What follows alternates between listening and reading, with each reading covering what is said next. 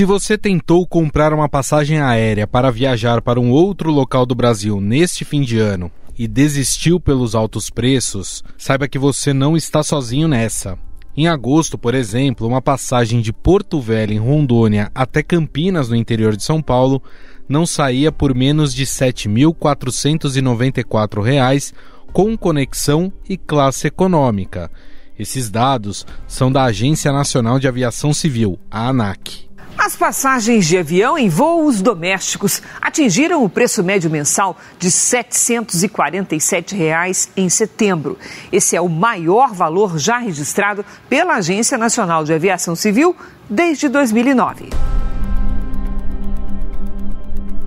Em setembro, quando as passagens começaram a aumentar, a ANAC divulgou também a tarifa média praticada individualmente por empresa. A Gol foi a aérea que teve o maior aumento médio, de 27,3%, na comparação com agosto. Em setembro, a tarifa média ficou em R$ 734. O aumento da Latam ficou em 21,5%, e o mês terminou com um ticket médio na faixa dos R$ 722. Isso representa uma alta de 14,89% em comparação com agosto. A última vez que o ticket médio ultrapassou esse preço foi em março de 2009, quando chegou a R$ 754.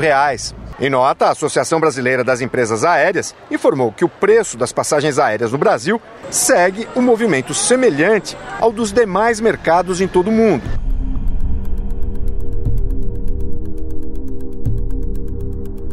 Já a alta de preços da Azul foi menos intensa, 2,1%. Apesar disso, é a empresa que tem, na média, o maior valor médio pago pelos passageiros, de R$ 783. Por causa dos altos preços, o gerente comercial Jerônimo Tonelli Sobrinho resolveu fazer o trecho entre São Paulo e Porto Alegre de carro com a família. A minha família toda é do Rio Grande do Sul. E nas festas de final de ano a gente sempre tenta voltar para o Rio Grande do Sul para passar essas festas com a família. E este ano, assim como no ano passado, a gente encontrou muita dificuldade para comprar passagens a um preço, vamos dizer assim, que caiba no nosso orçamento. A nossa família, né, somos eu e minha esposa e 2 filhas, né? A mais velha tem 3 anos e a mais nova tem 1 ano e um mês. A gente estava pesquisando já fazia 2 meses para comprar uma passagem, mas mesmo assim, as melhores simulações que a gente fez estavam dando R$ 7.000 para ida e volta da família inteira. Então, diante desse cenário, a gente decidiu adotar a viagem por carro, né? Pegamos o carro e descemos, né, com uma criança de 3 e uma criança de 1 ano. E vocês podem imaginar quão desafiador isso foi. A gente tinha planejado descer até o litoral sul de Santa Catarina, no mínimo, mas chegando em Florianópolis tivemos que pegar um hotel às pressas, porque a mais nova realmente não estava cooperando, né, com o ambiente do automóvel.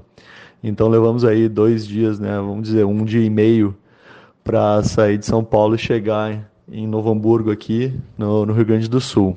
E o interessante é que a gente morava em Manaus antes, por conta do meu emprego, e eu aceitei uma oportunidade em São Paulo, né, em outro segmento, outro ramo, totalmente diferente, né, mudei totalmente a minha carreira profissional, justamente para estar mais próximo da minha família do Rio Grande do Sul, né. A gente pensava em talvez fazer alguns, né, voos bate-volta aí de final de semana para estar com a família, mas depois da pandemia isso se tornou impossível, né? Meus pais vieram passar um final de semana com a gente e pagaram os dois R$ 3.300 para vir num sábado de manhã e ir embora no domingo à noite.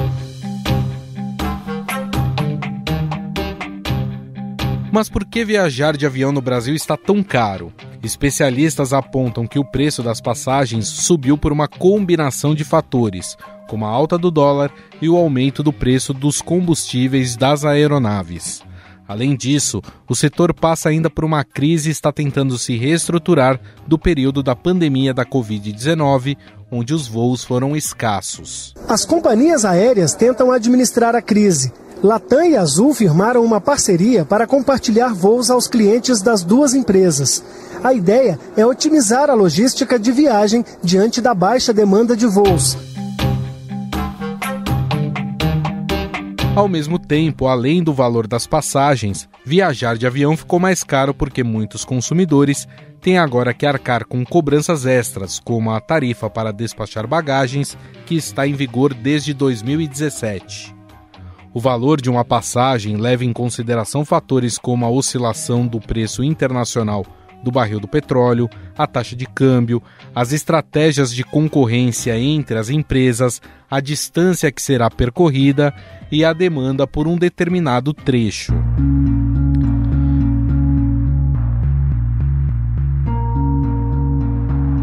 Para mudar esse quadro, o Ministério de Portos e Aeroportos e as maiores companhias aéreas do país anunciaram no começo da semana as primeiras medidas para a redução dos preços das passagens aéreas.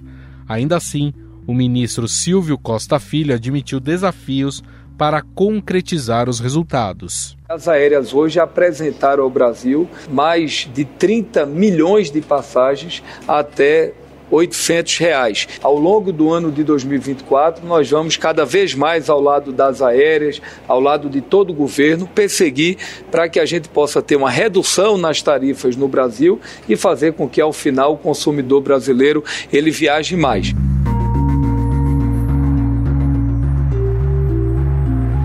Há um mês, Costa Filho já havia dito que o governo já está fazendo a sua parte em ações para ajudar as companhias e que, em contrapartida, elas também deveriam apresentar ações para encarar os preços. O presidente da Azul anunciou a oferta de 10 milhões de assentos por até R$ 799 no ano que vem. O presidente da Gol anunciou a oferta de 15 milhões de assentos por até R$ 699. Vale lembrar que este teto estabelecido para as 25 milhões de passagens da Azul e Gol é praticamente igual ao ticket médio atual de R$ 747 das passagens, segundo a Agência Nacional de Aviação Civil. Fora do pacote de medidas, o governo também aposta em impactos positivos do Voa Brasil, que será anunciado na segunda quinzena do próximo mês. O programa vai destinar passagens por até R$ 199 para aposentados e beneficiários do programa Universidade para Todos. A gente está desenhando quais são os públicos específicos no primeiro momento que farão parte desse programa, mas a nossa ideia é que o Voa Brasil se inicie a partir do ano de 2024. Afinal, por que não conseguimos diminuir o preço das passagens no Brasil? As medidas anunciadas pelo governo e pelas aéreas terão algum impacto? Sobre o assunto, vamos conversar com Jurema Monteiro, presidente da Associação Brasileira das Empresas Aéreas, a ABAR.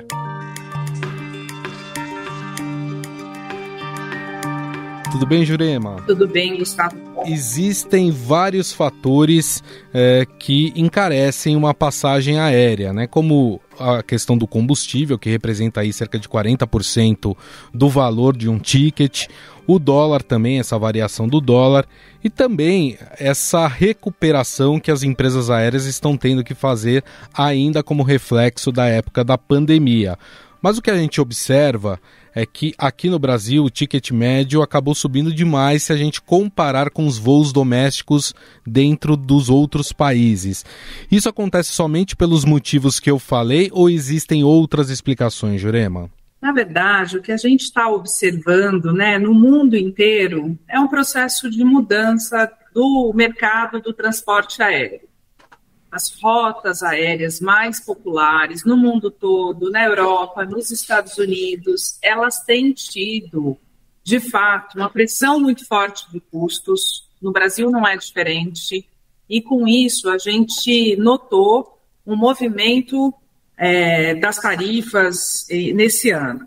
Mas se a gente fizer um recorte, em relação a 2022, a tarifa média doméstica praticada no Brasil, ela teve uma queda de 8% no acumulado de janeiro a setembro desse ano.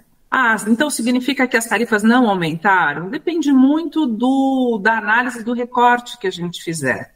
Se a gente olhar, por exemplo, a tarifa média hoje no Brasil, ela é 14% maior do que a tarifa praticada em 2019, que foi um ano fechado antes da pandemia.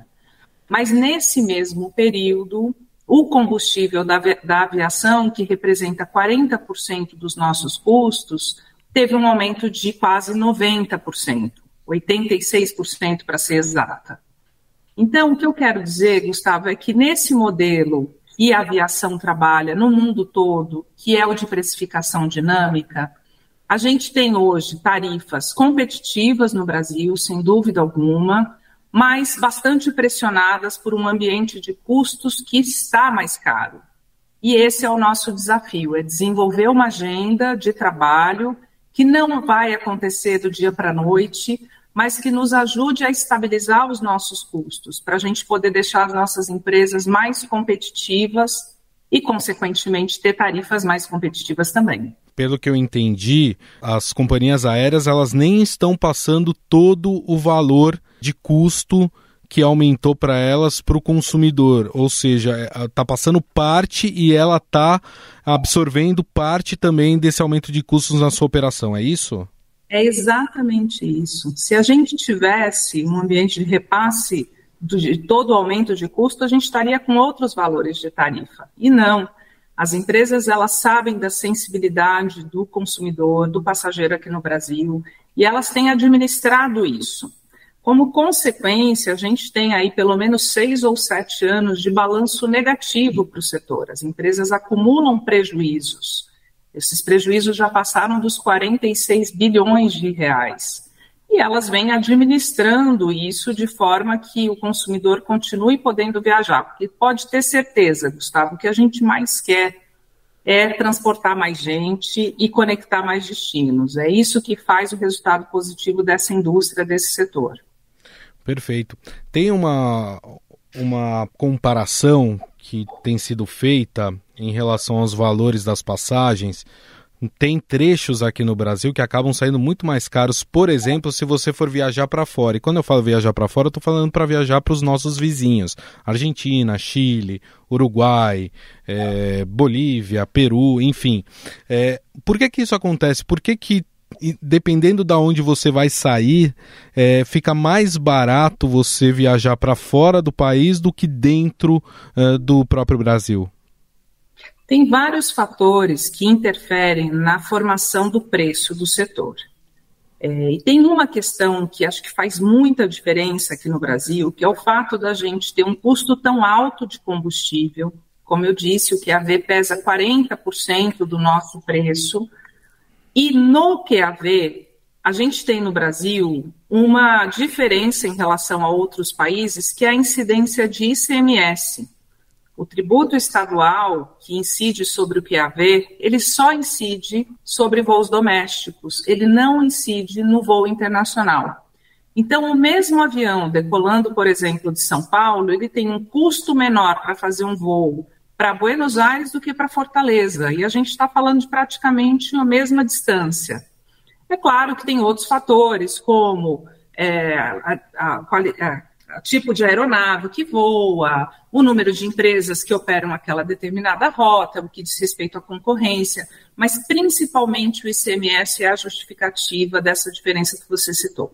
Agora, existe um movimento, e é claro que eu imagino que as empresas aéreas ainda estejam se recuperando do período da pandemia, e isso vai levar ainda um tempo para acontecer.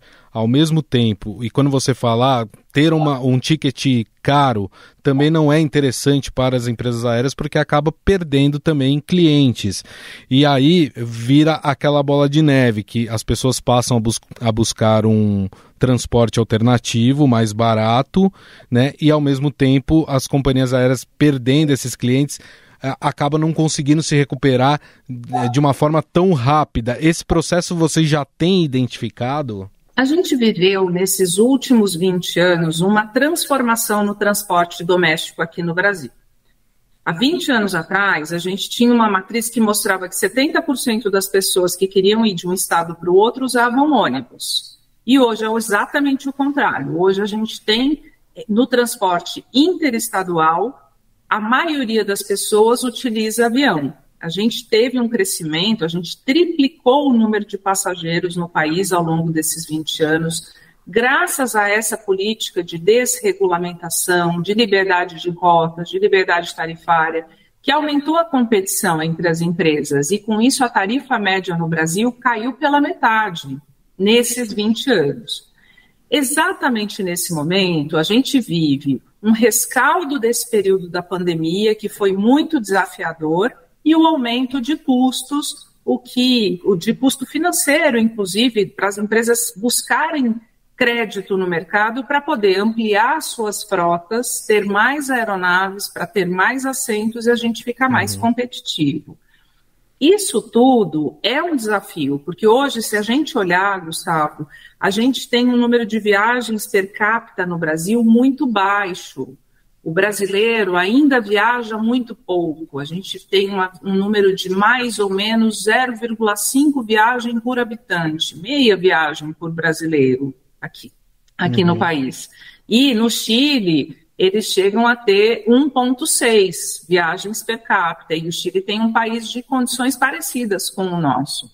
Então, o desafio é, de novo, assim, né, pensar e trabalhar em conjunto com o governo, e aí o Ministério de Portos e Aeroportos tem sido fundamental nesse diálogo, o Ministério de Minas e Energia, de Turismo, para a gente construir em conjunto uma agenda estruturante para retomar um ambiente de negócios que já se mostrou eficiente, que já mostrou que, nas condições adequadas, o setor consegue crescer para transportar mais passageiros. Inclusive, nessa semana, né, o governo, junto com as companhias aéreas, anunciaram medidas para trazer mais promoções em trechos domésticos, aí num ticket médio de R$700. Mas se a gente for avaliar, esse valor ele já está sendo praticado hoje, né? Se eu não me engano, o valor médio do ticket aqui dentro do Brasil, segundo a ANAC, é de R$740, né? Então não tem lá muita diferença. E aí a minha pergunta vai exatamente de que forma o governo pode ajudar a baratear ainda mais essas passagens. Ontem o ministro Silvio Costa, em conjunto com as empresas, ele teve o anúncio desse programa, que na verdade é a primeira etapa de uma série de ações que vem sendo construídas em conjunto. Ainda no início desse ano, na gestão do ministro anterior, já havia sido anunciado o programa Voa Brasil, e ele deve ser lançado oficialmente no início do próximo ano, que é um programa que visa ter tarifas de no máximo R$200 para atrair novos brasileiros. Justamente por esse desafio da gente ainda viajar pouco de avião, esse programa é muito importante para que a gente possa convidar brasileiros que não viajam há muito tempo ou que nunca viajaram a experimentar o transporte aéreo. O anúncio de ontem, ele acaba direcionado à faixa intermediária de preços. Na verdade, as empresas ofertaram e garantiram um volume de 35 milhões de bilhetes até R$799, ou seja, você tem um incentivo e uma garantia para aquele brasileiro que viaja com alguma programação, porque essa tarifa estará garantida para emissões até 14 ou 21 dias antes do embarque, num valor de até R$799. Não significa que seja esse o preço, né? A empresa tem liberdade para fazer as suas promoções e a sua precificação. E há uma faixa de preço superior a esse valor, e normalmente diz respeito à compra de última hora, que as empresas ontem também anunciaram alguns benefícios para esse consumidor, para esse passageiro. Ou seja, a gente com essas 3 iniciativas, com o Voa Brasil, com os anúncios das empresas de ontem, a gente tem atenção a todo o perfil de passageiros que voam no Brasil. Aquele que nunca voou, que está sendo convidado por um programa que vai ser lançado até R$200, a faixa intermediária e benefícios para aquele passageiro que compra de última hora e encontra um bilhete aí na faixa dos R$1.000, R$1.500. Agora, tem uma outra questão, a gente ainda não falou sobre isso, mas também a estrutura dos nossos aeroportos e também a logística dentro desses aeroportos, que também, de certa forma, ajuda a encarecer o preço da passagem. Eu estou falando de estrutura mais precarizada, né, de uma logística mais difícil, tudo isso gera também um custo a mais às companhias aéreas. E tem dentro do Congresso Nacional uma frente parlamentar que discute essas questões.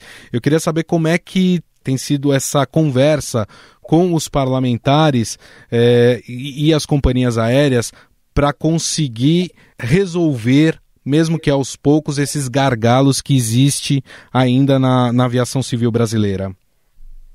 O desafio da eficiência está sempre presente. Assim, há um princípio na aviação que é a segurança, ninguém negocia, a gente trabalha com um ambiente regulatório muito rigoroso.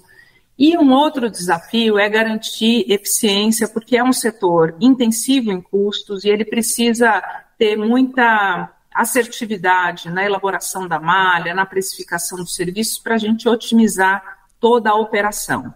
Hoje a gente trabalha no Brasil com uma taxa de ocupação muito boa, em torno de 84%, 85% dos nossos voos, e isso tem tornado o nosso trabalho bastante eficiente. Se você fizer um recorte, ao longo desses anos duros da pandemia, a IATA apresentou um dado de que 64 empresas deixaram de operar no mundo todo. No Brasil, ainda que a gente não tenha tido um apoio e incentivo direto, nenhum tipo de subsídio por parte do governo, as nossas empresas, graças à eficiência, se mantiveram vivas. E a gente tem uma boa infraestrutura aeroportuária no país, graças ao programa de concessões, que hoje nos permite ter aeroportos com muita qualidade. Tem oportunidade para melhorar isso? Tem, sem dúvida alguma. Se a gente olhar, por exemplo, os indicadores de eficiência que os fabricantes de aeronave apontam, a gente vê que é possível melhorar, e por isso a BEAR mantém um diálogo constante, não só com o parlamento, que se mostra aberto a esse diálogo, mas também com os órgãos de controle, com a ANAC, com o DCEA, que controla o espaço aéreo, para a gente encontrar exatamente as oportunidades para isso. Nós trabalhamos, por exemplo, em conjunto com o DCEA, desde 2020, na revisão de rotas aéreas, que nos permitiu um ganho de eficiência que gerou economia de combustível e economia na emissão de gases na atmosfera, o que também é um compromisso muito importante do setor. Perfeito. Para a gente encerrar, queria que você fizesse uma avaliação do momento das empresas aéreas aqui no Brasil e, obviamente, tomando como parâmetro aí o nosso mercado, a nossa economia, até porque a gente está falando sobre o aumento do ticket médio. No entanto, vale lembrar que em agosto a aviação brasileira teve o melhor resultado da história desde 2000, né, que foi o início dos anos 2000, foi aquele boom em que a gente teve um superaquecimento de viagens, de pessoas que passaram a viajar de avião, e aí depois de 23 anos a gente tem o melhor resultado, que tinha sido aquele de 2000. Baseado nisso, como é que dá para entender o momento das empresas aéreas no Brasil? Acho que as nossas empresas passam por um ano muito importante. Depois de 3 anos muito desafiadores da pandemia, esse ano nós estabilizamos a operação, a gente conseguiu retomar toda a oferta de voos domésticos, o que deve nos levar a superar o número de passageiros transportados do ano passado. O ano passado foram 98 milhões, esse ano a gente espera fechar o ano aí com mais de 110, talvez um pouco mais do que isso, milhões de passageiros. Então foi um ano muito positivo, mas um ano ainda muito desafiador. Porque depois de todos esses anos e sem o apoio que outros países tiveram, apoio financeiro mesmo, que outros países deram ao setor e às empresas, as nossas empresas ainda precisam de uma atenção para que a gente tenha um ambiente de custos saudável, que a gente tenha uma agenda para que esse ambiente de custos se mantenha adequado, para que a nossa operação possa crescer, para as empresas poderem ter acesso a crédito no mercado, com facilidade, com condições competitivas, e isso se traduza no aumento de frota, consequentemente mais assentos e preços mais competitivos. Então a gente olha para 2024 com otimismo, mas desde que a gente trabalhe continuamente por essa agenda estruturante de redução de custos. Esse é o nosso grande desafio. Bom, nós conversamos com a presidente da Associação Brasileira das Empresas Aéreas, a Jurema Monteiro. Falamos sobre o valor do ticket médio das passagens aéreas aqui no Brasil e agradeço mais uma vez a atenção e a gentileza da Jurema em conversar conosco sobre esse assunto. Muito obrigado, viu, Jurema? Eu é que agradeço. Estadão Notícias. O Estadão Notícias desta quarta-feira vai ficando por aqui. Contou com a apresentação minha, Gustavo Lopes, o roteiro, produção e edição são minhas, de Jefferson Perleberg e Gabriela Forte. A montagem é de Moacir Biasi. Mande sua mensagem ou sugestão para o nosso e-mail, podcast@estadão.com. Um abraço e até mais.